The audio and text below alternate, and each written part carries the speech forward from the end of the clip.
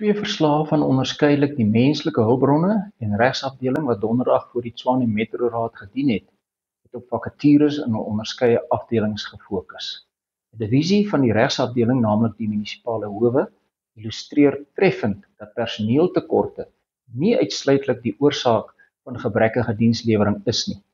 Die munisipale howe, wat veronderstel is om die ruggraat van wetstoepassing in die stad Tshwane te wees, het die afgelope aantal jare in 'n sentrum van oneffektiwiteit en gebrekkige oorsig verval. Gedurende die huidige boekjaar is ongeveer R36 miljoen vir die werksaamhede van die howe begroot. Die opbrengs op hierdie belegging was uiters skarig. Die feit dat meer as 1/3 van alle sake van die rol geskraap is, dien as voorbeeld hiervan. Die gevolglike finansiële verliese vir die stad spruit opsigtelik nie uit personeeltekorte nie, maar uit afwesige personeel, swak voorbereiding, onvoldoende opleiding, asook gebrekkige dissipline en oorsig. Die howe se onbevoegdheid is die kern van die probleem.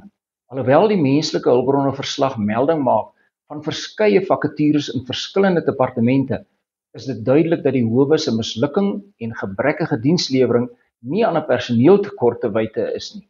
Die gebrekkige prestasie van die munisipale howe het dit dwingend noodsaaklik gemaak dat die sluiting van die howe ernstig oorweeg moet word.